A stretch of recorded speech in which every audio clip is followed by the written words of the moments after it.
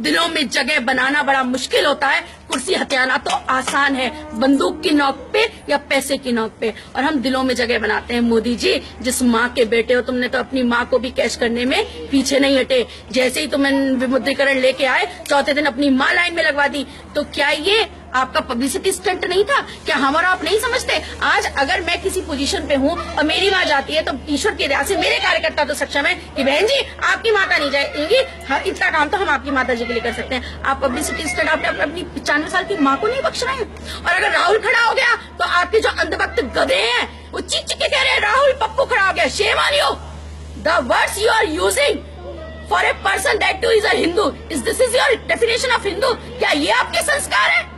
आप अमीर और गरीब को भिड़वा रहे हैं। कल की शब्दावली देखी थी, आपको क्या उस शब्दावली और उस भाषण से ये नहीं लगता कि एक अहंकार का मुकुट उनके सर पर बैठ गया है और अहंकार में बोल रहे हैं कि जनधन वालों, आप तुरंत कहिएगा कि मैं मोदी को अभी चिट्ठी लिख रहा हूँ और पैसे वापस मत देना। क्यों साहब? जिसका वो पैसा वो मोदी ने कमा के दे दिया था।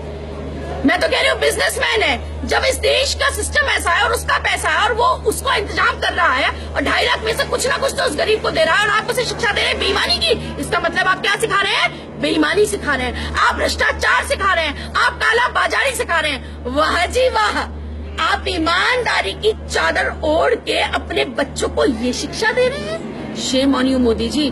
मैं वही थी जो 2.5 साल पहले, मैं अपने बेटे का वीडियो आप लोग को दिखूंगी जिसमें मैंने ये डायलॉग सिखा के बच्चे को स्कूल में भेजा था कि अच्छे दिन आने वाले हैं। पर माफ करो, इतने अच्छे दिन की उम्मीद मुझे नहीं थी कि मेरी माताओं बहनों को बुजुर्गों को रुलाओगे। और मैं इतनी स्वार्थी नहीं हूँ कि अगर मैं दर्द में नहीं हूँ तो मैं दूसरे का दर्द ना। मैं राजनीति एक समाज सेवा का पर्याय है और मैं उसी परिप्रेक्ष्य से कर रही हूँ। Modi ji, Shem on you. Doctor पूजा शकुन पांडे आपको चैलेंज देती है, मन की बात करते हैं, जनता को अपने आप से कहते हैं, एक स्त्री होने के नाते, इस देश की नागरिक होने के नाते और बहन होने के नाते आपको मैं चैलेंज दे रही हूँ, आप खुला मंच एक लें और मेरे बातों का सवाल दें। और अगर मुझे गलत साबित कर देंगे तो मैं उस खुले मंच से आपसे माफी मांगूंगी और आपकी मुरीद हो जाऊंगी और कहेंगे तो अपने प्राण भी त्याग दूंगी।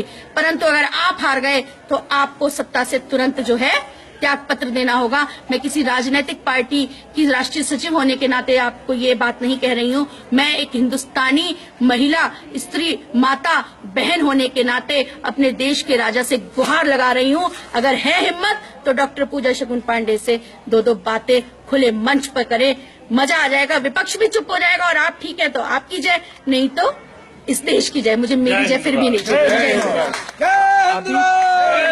अभी थोड़ी देर पहले आपने मोदी जी को भी एक चेतावनी दी थी, क्या है? देखिए, बात चेतावनी की नहीं है। कुछ लोगों ने मुझसे ये कहा, बहन जी आप हिंदू महासभा है, आप भी एक राजनीतिक संगठन है, आप क्या करेंगी? निश्चित तौर पर लोग हमारा मजाक बनाते हैं। आपके पास ना तो धन है, न बल है, न लोग हैं। तो मैं उन लोगों को ये जवाब देना चाहती हूँ कि जहाँ तक बात हिंदू महासभा की है, तो हिंदू महासभा के जो सैनिक और कार्यकर्ता रहे हैं, जो पदाधिकारी रहे हैं, वो वीर सावरकर, पंडित मदन मोहन मालवीय और नाथूराम गोडसे जैसे रहे हैं। एक वो जमाना था जब आरएसएस ने ऐसे करके पल्ला झाड़ लिया था। इतिहास गवाह है गोडसे जी से कि वो हमारा कार्यकर्ता नहीं है, जबकि वो आरएसएस के ही थे और हम ये मानते हैं। क्यों? क्योंकि वो हमारी कार्य उसमें एक मुख्य पद पे थे, महामंत्री पद पर रहे हैं। तो बस आगाह कर देना चाहती हूँ, ऐसा कुछ प्रतीत हो रहा है, मेरा व्यक्तिगत आभास है कि एक गुजरात से गांधी चला था जिसने बापू बनने की चाहत में इस देश के टुकड़े कर दिए थे और पाकिस्तान दे दिया था। और आज फिर कुछ ऐसा ही लग रहा है कि एक गुजरात से फिर कोई बनिया चला है जो महत्वाकांक्षा के चलते, और मोदी मोदी, कल उनके शब्द बड़े घमंड के थे कि जो लोग मनी मनी करते थे आज वो मोदी मोदी कह रहे हैं। वाह जी वाह, ऐसा तो भगवान राम ने स्वतः कभी नहीं कहा कि तुम राम नाम जपो। हमारे इष्ट मर्यादा पुरुषोत्तम राम ने कभी नहीं कहा। तो उनका जो घमंड है तो उन्हें आगाह कर देना चाहती हूँ कि इस संगठन को सत्ता का लालच कभी नहीं रहा।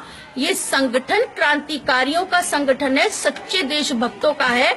अगर मेरे को भी अभी गोली कोई मार दे इस देश के लिए तो मुझे नाम नहीं चाहिए, लो और चाहे मत लो। क्यों? क्योंकि अपनी माँ की सेवा करने के बाद उसे कोई छपवाता नहीं है। ठीक उसी प्रकार से ध्यान रखिएगा, अगर फिर से गांधी बनने की कोशिश की तो हम सत्ता में आ पाए ना आ पाए, हम और कुछ कर पाए ना कर पाए, लेकिन गोडसे को जन्म फिर से दे देंगे। बस इतना ही कहना चाहते हैं। जय हिंद राष्ट्र।